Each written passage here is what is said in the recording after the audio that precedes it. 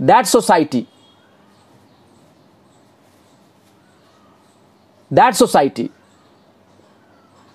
is appropriate,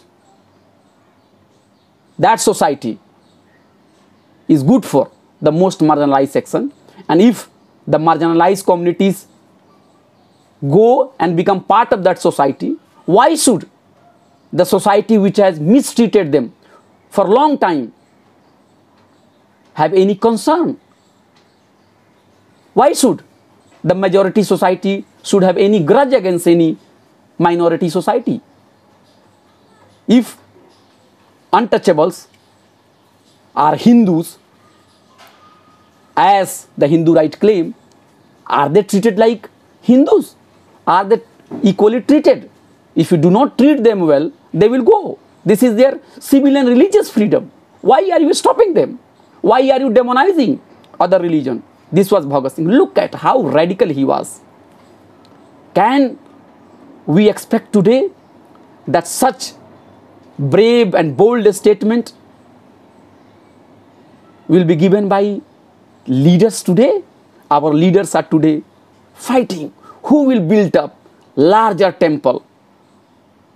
Who will donate the brick for the temple made of gold and silver? That competition is going on. You see, if you read Bhagat Singh, if you read that society, the situations in 1920s, we will find that we have not made much advancement. Our language has become much more reactionary and regressive. Bhagat Singh is saying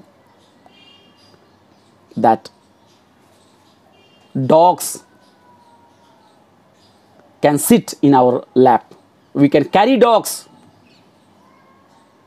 They can enter kitchen.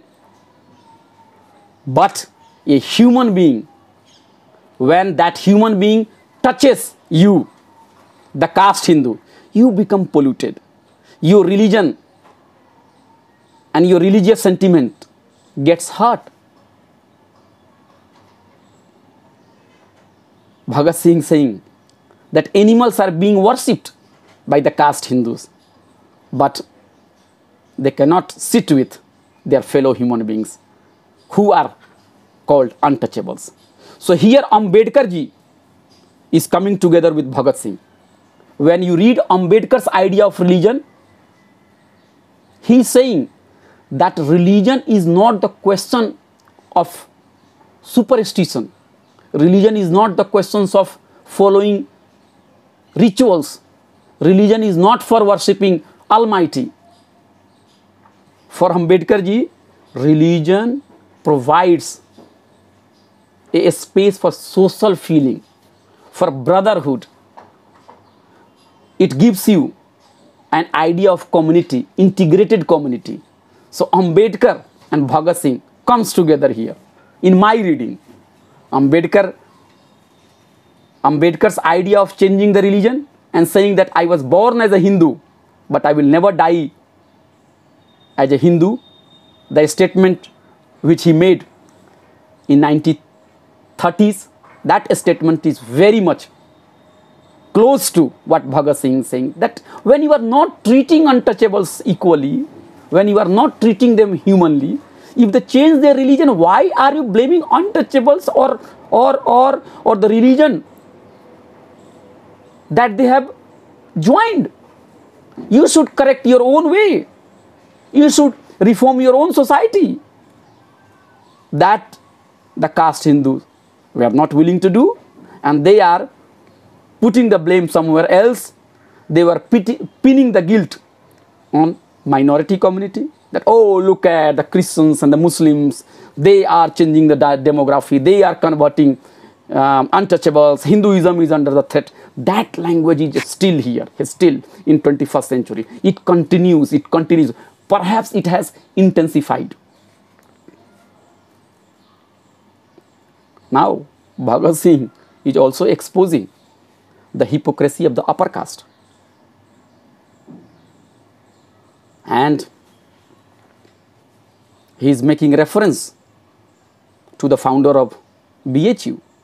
And he says that big social reformers, they pretend that they have great love for untouchable, but when they come in touch with them, they do not forget to take a bath. He is saying, and I am quoting Bhagat Singh, कि बड़े बड़े समाज सुधारक, अछूतों के बड़े प्रेमी और न जाने क्या क्या पहले एक मेहतर के हाथों गले में हार डलवा लेते हैं, लेकिन कपड़े सहित स्नान किए बिना स्वयं को अशुद्ध समझते हैं. क्या खूब है ये चाल. He saying, he showing the hypocrisy of big nationalist leader, that they will go to any safai karamchari, any mehtar, and they will say, you come and garland me, so that in society they could sell their image, that, oh, look at how kind they are, how far they are willing to take up the questions of caste. They are so close to untouchable, to the eradication of untouchability. They support justice in society. But if a safai karamchari puts garland in public, and once that is advertised, the nationalist leader will go to take a bath to clean himself or herself. That is hypocrisy.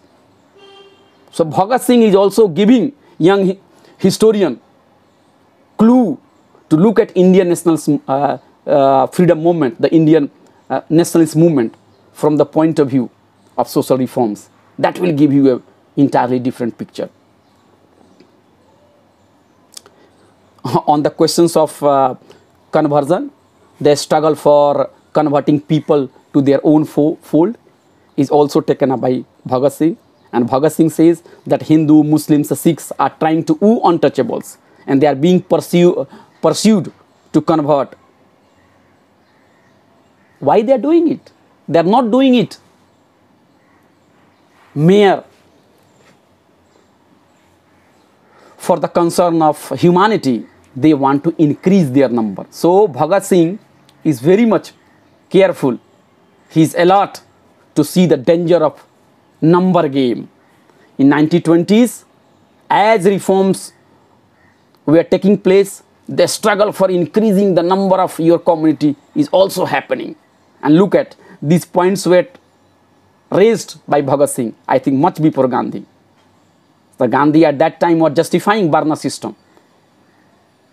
And his debate with Ambedkar happened after 1930s when Pune Pact came. And then he started doing some reforms, some tokenism for the untouchables, Mahatma Gandhi ji. Because he realized that untouchables have become powerful. They are getting more and more politically aware. In that situation, if he doesn't step in, then the Hindu community and its interest, the so-called interest of the Hindu community, may be affected. So Bhagat Singh is very much alive to that dimensions, that electoral politics, you need more and more number, and that more and more number has brought you to that race, the mad race to convert people. But the main question, that is to give justice, to give equal rights to the most marginalized community, that do not figure centrally.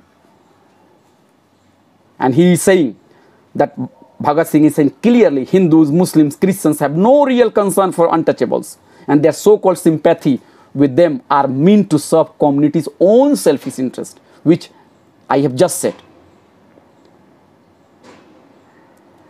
That is why Bhagat Singh is saying that the real path for the untouchables, now after highlighting, underlining the problem, he is saying that the real path for the untouchables to follow is to have their own autonomous group,